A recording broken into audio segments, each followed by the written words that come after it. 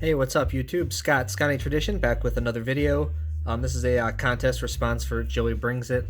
Basically, Joey is asking us if we prefer vintage or modern for investment purposes, and also if we had, $20,000, what types of cards would we buy, and where would we put that money? So I just, grabbed 4 cards from the collection that I have, and to answer this question, I think that it really is. Yeah, the answer is both. It's a little of both. Now, and it just depends on what kind of person you are and what you want to get out of the hobby.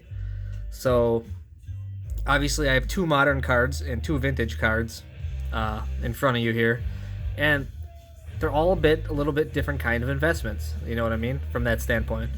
Now, I'm not a big seller of items, so I'm not only thinking about the investment when I purchase a card. There's a lot of other things that go into it for me.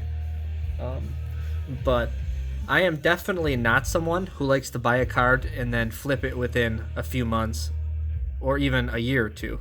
I'm someone that wants to buy and hold for quite a long time. And because of that, that is why I personally lean more to vintage. Because I think that the vintage cards have more staying power than the modern cards, personally. So let's just go through some of them. So on the far left, we have the 1939 play ball Ted Williams. Beautiful card, graded to PSA 2, nicely centered.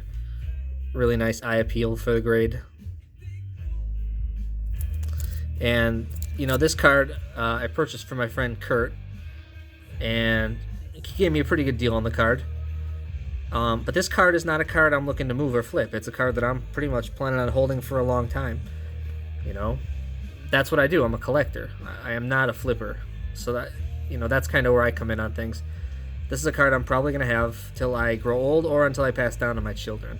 And when you're telling the story of a sport like baseball, Ted Williams is a huge part of that. And so Ted Williams will always have staying power and collectability, in my opinion. So that's why I don't think you can really go too wrong with investing in vintage cards of key Hall of Famers and key cogs of the sport, like Ted Williams was with hitting and in baseball, of course. So like that was my thought process on when I grabbed the Ted Williams. Now the Christian Yelich is a different story. Now obviously I'm a Brewers fan, but I could tell fairly early on Christian Yelich was going to be a stud player. So when I picked up this card about 2 years ago now, I paid about $100 or $120 for it. This card now, is probably a $1,500 card all day, with the quad 9.5s for the grade. So, again, is it a card that I'm going to get rid of? No. But if I was more of a flipper type, these are the kind of cards that I would go after. Those cards that are going to really appreciate within a year or 2 or 3, and then get rid of them while they're hot, I guess. But that's just not how I personally am. So that's fine if that's how you do it. But, that's kind of the story of the Christian Yelich card in the collection. And then we got the Giannis card, also another modern card. And, of course, it's a basketball card, and basketball is just ridiculously hot right now. If any of you guys are watching videos on, Prism and Optic, you can't even get the product. It's just crazy. But Giannis, I bought this Giannis Prism rookie card about 18 months ago, and paid about, I want to say I paid $350 or $400 for this card. And right now the cards are selling for $3,000 to $3,500. So that's a really, really ridiculous return on investment.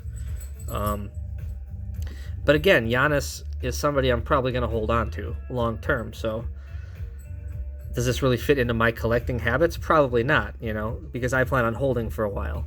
So if I was a flipper, though, I'd probably look at getting rid of the Giannis card in the near future. He's already on his second MVP season. If he wins another one, if he wins a championship, his cards could really go crazy this year. But Giannis, this card has really done well for me. And you see, if I was smart, I'd probably get rid of it. But I'm more of a collector, so I just like having the card, to be honest. And then on the far end here, we have the 1959 Topps Jerry Kramer. Now this particular card is graded a 10, 1959 Topps. And remember I said there was a lot of, if you watch my last video, I talked about there being a lot of unopened product found for 59 Topps. So there are a few Gem 10s out there from 59 Topps football. And this is Pop 2, so 1 of 2. And like a card like that, again, like the Ted Williams card. Now Jerry Kramer, if you're a Packer collector, is going to have really good staying ability for a long time. I mean, Jerry Kramer is a Hall of Famer. There's the whole story of the Ice Bowl and the sneak and the block. You can't tell the story of the Packers without talking about Jerry Kramer. And the Packers are a pretty wildly popular team.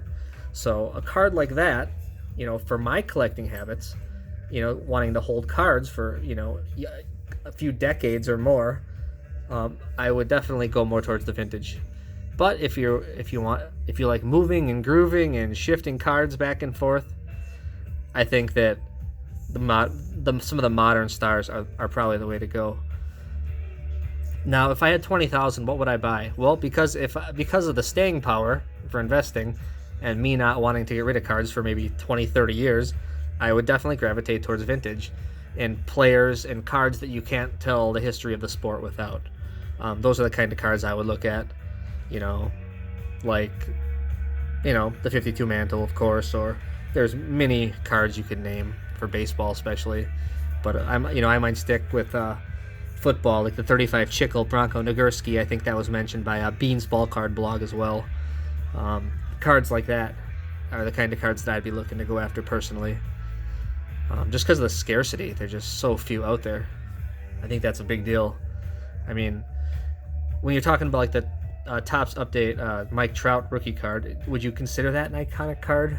I mean, is Topps Update really an iconic card? I don't know.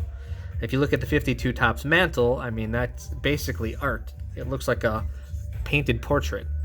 And I just feel like cards like that, I mean, just the appeal of them are going to have longer staying power. And going back to the Trout and Mantle conversation, now Mike Trout is a really good player, obviously. We can totally agree on that. But what makes players rise in price is so much more than just their stats and how good they are.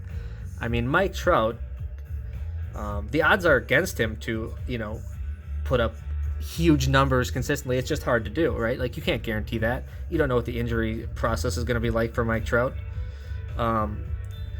So even though he's a really good player, maybe he might even be better than Mantle at the end of the day. The bottom line is Mantle, you know, was around during the heyday of cards and nostalgia in the 50s. So there's an entire era, like generation of collectors when cards first really started to get popular in the 50s, that attribute Mantle to their like young childhood.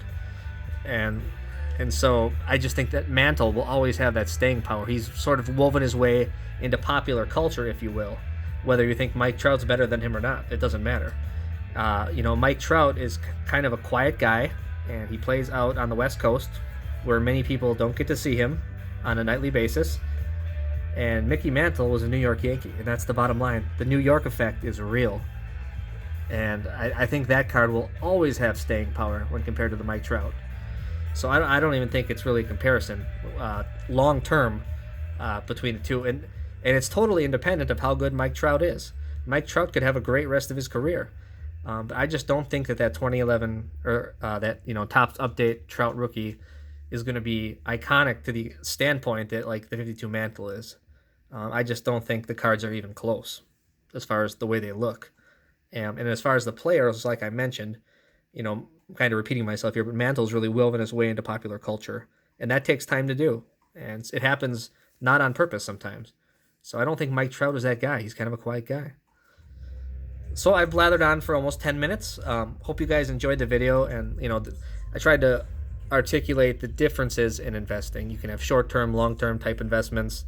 And since I don't plan on selling much, I guess I'm not really an investor at all. I'm probably more 75% collector, 25% investor. Like, I don't like to take losses on stuff, but I don't live and die with, you know, buying cheap and selling high, that kind of stuff. Hope you guys all enjoyed the video. great question, Joey. Obviously, a lot of people are gonna have a lot of different opinions on this, and I've enjoyed the video so far. So keep them coming. Hope you guys all have a great day. Thanks.